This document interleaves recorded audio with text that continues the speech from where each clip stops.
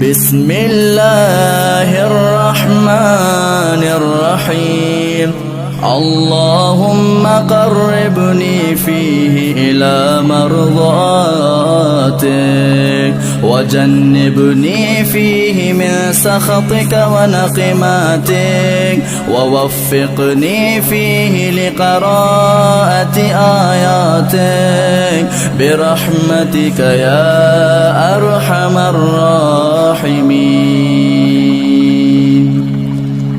مومن کا مسلمان کا ایمان ہے رمضان، ایمان ہے رمضان، ایمان ہے رمضان، اے پرچم توحید تیری شان ہے رمضان. مترادف ہے. تو اس لیے اذان گرامی کوشش کریں میرے بچوں، میرے جوانوں، کہ والدین کو اذیت نہ دیں، والدین کا احترام کریں، کوشش کریں کہ والدین جو کہیں اس بات کو مانیں. ہاں شرط یہ ہے کہ اگر وہ خداوند عالم کے قوانین کے اگر برخلاف ہو تو اس حوالے سے ہم خدا کی بات مانیں گے، مگر اس کے علاوہ تمام چیزوں کے حوالے سے والدین کی حکم کی پیروی کرنی ہے. اور دوسری چیز کیا ہے؟ قاطع رحم کرنے والا، قاطع رحم یعنی کہ جو اپنے رشتہ داروں سے تعلق توڑ دیتا ہے. جس طرح سے اذان گرامی والدین کا احترام رکھنا شرط ہے، اسی طرح اذان گرامی کوشش کریں کہ اپنے یعنی کہ جو رشتہ دار ہیں ان کے ساتھ بھی تعلق کو کبھی بھی مت توڑے. اس کی وجہ کیا ہے کہ جو انسان کبھی بھی قاطع رحم بن جاتا ہے تو خدا اس کے عمر کو کم سے کم کر دیتا ہے. اس لیے کہا جاتا ہے کوشش کریں کہ اپنے رشتہ داروں سے ملنے جایا کریں، روزانہ ملنے جایا کریں. اگر روزانہ نہیں مل سکتے ہیں تو ہفتے میں ملنے جایا کریں، اور اگر ہفتے میں نہیں مل سکتے ہیں تو کم از کم مہینے میں جایا کریں. اور آج کل تو واٹس ایپ کا زمانہ ہے تو کہا جاتا ہے اگر اتنا دور ہیں تو کم از کم واٹس ایپ پہ رابطہ تو کر لیا کریں، کم از کم آپ قاطع رحم نہیں کہلائیں گے. تو اس لیے کوشش کریں کہ اپنے رشتہ داروں سے بھی اچھا سلوک کریں. امیر کائنات فرماتے ہیں تیسری چیز یہ ہے کہ جو نماز میں تاخیر کرتا ہے جان بوجھ کر، جو نماز میں تاخیر کرتا ہے، ابھی پڑھوں گا تھوڑا وقت باقی ہے قضا ہونے میں، خدا نے بڑا پیکج دیا ہے، تو یہ تاخیر کرنا اذان گرامی انسان کو برائی کی طرف لے کے جاتا ہے. امیر مومنی کہتے ہیں کہ یہ بھی انسان کی بربادی اور خدا کے عذاب کو دعوت دینے کا سبب بنتی ہے. اور چوتھی چیز کیا ہے؟ خداوند کے حقوق کو ادا نہ کرنا. جو شخص بھی خدا کے حقوق، خداوند عالم نے جو چیزیں کہی ہیں، چاہے وہ واجبات ہوں، چاہے وہ خدا نے اچھا ایک تو وہ حقوق ہیں جو خدا کے لیے ہیں، اور کچھ وہ حقوق ہیں کہ جو بندوں کے لیے ہیں جن کے بارے میں خدا نے حکم دیا ہے. آپ کو دونوں انجام دینے. اگر کوئی شخص خدا کے حقوق کے خلاف ورزی کرے گا تو وہ بھی ایسا ہے کہ جو کہ خدا کے غضب کو دعوت دے رہا ہے. اور پانچواں امیدواروں کو مایوس کرنا. اس سے کیا مراد ہے؟ ایک شخص امید سے آیا ہے عالم دین کے پاس یا کسی دیندار شخص کے پاس کہ میں توبہ کرنا چاہتا ہوں، امید لے کر آیا ہے، اور میں یہ کہہ دوں کہ بھائی تم تو بڑے گناہ گار ہو، تمہاری توبہ قبول نہیں ہو سکتی، تو یہ بھی وہ شخص ہے کہ جو خدا کے غضب کو دعوت دے رہا ہے. کبھی بھی جو بھی شخص خدا کی بارگاہ میں آ جائے، کسی کے پاس آ جائے، کسی مسئلہ پوچھنے کے لیے آ جائے یا کوئی سوال کرنے کے لیے آ جائے، تو کوشش کریں کہ اس سائل کے سوال کو حل کر لیں. اگر آپ کی طاقت، آپ کی حیثیت اتنی نہیں ہے کہ آپ اس سائل کے سوال کو حل نہیں کر سکتے تو اس کو کبھی بھی دھتکارا مت کریں، عزت سے رخصت کیا کریں. اذان گرامی امیر کائنات فرماتے ہیں کہ یہ جو 5 شخصیات، یہ جو 5 لوگ ہیں جن کے اندر یہ صفت بد پائی جاتی ہے، وہ ایسا ہے کہ جو خداوند کریم کے غضب کو اپنی طرف دعوت دے رہے ہیں. مگر ہم اس دعا میں دعا کرتے ہیں کہ پروردگارہ آج کے اس دعا کے صدقے میں ہمیں اپنے رحمت کے سائے میں جگہ عنایت فرما. تیسرا جملہ کیا ہے اذان گرامی؟ وَوَفِّقْنِي فِيهِ لِقِرَاءَةِ آیاتک، اور مجھے اپنی آیات کے پڑھنے کی توفیق عطا فرما. رمضان کا مہینہ ہے، قرآن کا مہینہ ہے. اِنَّا أَنزَلْنَاهُ، کہ ہم نے اس قرآن کو کب اتارا؟ اسی مہینے. کس دن؟ کس رات کو؟ قدر کی رات کو. اذان گرامی یہ وہ مہینہ ہے کہ جس میں قرآن کی تلاوت کیا کریں. عام دنوں میں تو ثواب الگ ہے، مگر اس مہینے میں جو اگر آپ قرآن کی تلاوت کرتے ہیں تو اس میں ہر لفظ کا ثواب الگ ہے، آپ کی نیکیاں بڑھائی جاتی ہیں. تو اذان گرامی خداوند کریم کے آیات کی تلاوت کریں، نشانیوں کو مشاہدہ کریں. تو اسی دعا میں امام معصوم فرماتے ہیں کہ پروردگارہ دعا یہ کرتے ہیں کہ اس مہینے ہمیں قرآن کریم کی زیادہ سے زیادہ تلاوت کرنے کی توفیق عطا فرما۔ دیکھیں ناظرین، کہتے ہیں نا کہ آخرت میں چند چیزیں شکایت کریں گی، ان میں سے ایک مسجد ہے اور ایک قرآن ہے۔ مسجد کیوں شکایت کرے گا بھائی؟ اس لیے کہ بھائی مسجد علاقے میں موجود ہے، لوگ نماز پڑھنے نہیں آتے، اور قرآن گھروں میں موجود ہے مگر لوگ پڑھنے نہیں آتے۔ قرآن کو صرف پڑھیں نہیں، قرآن سے آپ معرفت حاصل کریں، قرآن کے آپ ترجمے کو پڑھیں۔ ماشاءاللہ سے کافی تراجم موجود ہیں اردو میں ہی، قبلہ مفتی جعفر حسین صاحب کا ترجمہ ہے، جو مجھ سے بڑے افراد ہیں وہ تو جو بہتر اردو جانتے ہیں وہ پڑھ لیں۔ آغا ذیشان صاحب کا ترجمہ ہے، کافی ترجمہ مارکیٹ میں آ چکے ہیں، کوشش کریں ترجمے کے ساتھ پڑھیں تاکہ ہر آیت ہر لفظ کا آپ کو لطف الگ سے آ جائے کہ اس میں خداوند کریم ارشاد کیا کہنا کیا چاہ رہا ہے۔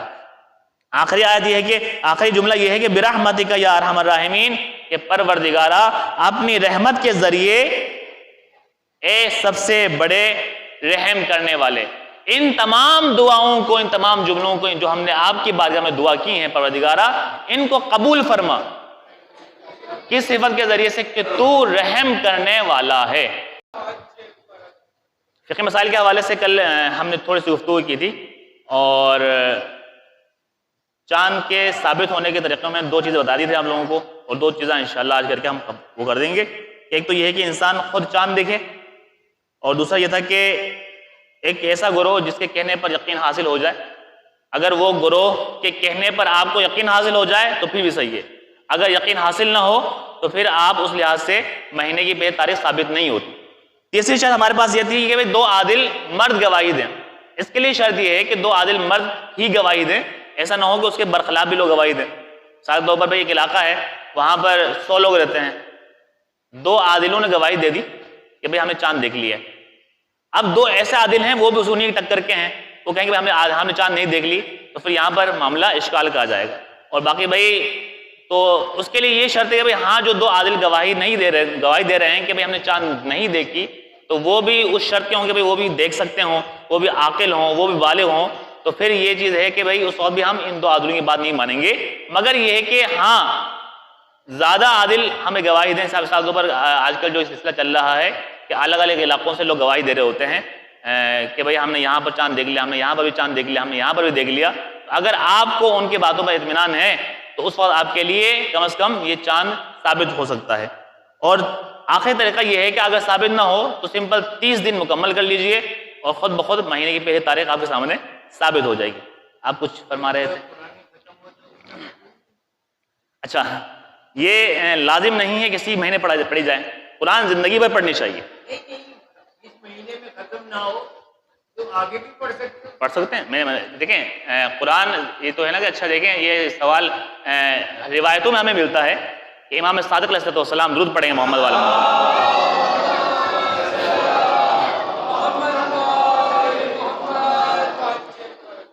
قرآن مجید کی جو ہے نا ختم میں قرآن کی تاکید اس مہینے زیادہ کر دیتے ہیں، جتنے زیادہ جو ہے قرآن یہاں اس مہینے ختم ہو تو اس کی زیادہ تاکید روایتوں میں کی گئی ہے۔ دیکھیں مثال طور پر ایک بندہ روزانہ ایک پارہ نہیں پڑھ سکتا، ایک رکوع پڑھ رہا ہے، 2 رکوع پڑھ رہا ہے، 3 رکوع پڑھ رہا ہے، مگر سوال یہاں پر یہ ہے کہ وہ کم از کم روزانے کی بنیاد پر تلاوت تو کر رہا ہے، یعنی کہ غافلوں میں شمار نہیں ہوگا۔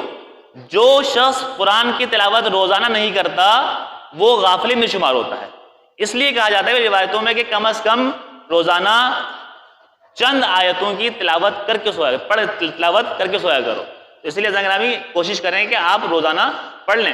جو جوان افراد ہیں جو تو روزانہ 1 پارہ 2 پارہ جتنا پڑھ سکتے ہیں پڑھ لیں، باقی جو نہیں پڑھ سکتے کم از کم 1 رکوع 2 رکوع نصف جو حصے ہیں اس لیے سے پڑھ سکتے ہیں۔ واجب نہیں کہ آپ اسی مہینے ختم کر لیں۔ قرآن زندگی کے ہر مرحلے میں ہمارے لیے روشنی کے لیے ہے، ٹھیک ہے، ہمارے راہ سعادت کے لیے، تو کوشش کریں اس قرآن کو اپنا صحیح رستے کے حوالے سے منتخب کرنے کے لیے استعمال کریں۔ اور اس کے علاوہ یہی تھا سوال؟ اچھا، تو یہ جو ہے معاملہ یہاں پر۔ اس کے علاوہ ایک چیز ہے رمضان کے حوالے سے نیت۔ دیکھیں ہر چیز میں نیت کا ہونا ضروری ہے، انما الاعمال بالنیات، ٹھیک ہے، اعمال کا دار و مدار نیت پر ہے۔ اب یہ شرط یہ کہ بھئی نیت کیا، یہ جو لفظی میں پڑھتا ہوں کہ بھئی میں روزہ ماہ رمضان کا روزہ رکھتا ہوں واجب قربتاً اللہ یا قربتاً اللہ، یہ کہنا لازمی ہے، تو بھئی یہ کہنا لازمی نہیں ہے۔ مگر کہنے سے کیا ہوتا ہے؟ کہنے سے یہ ہوتا ہے کہ بھئی توجہ ہماری طرف مبذول ہو جاتی ہے۔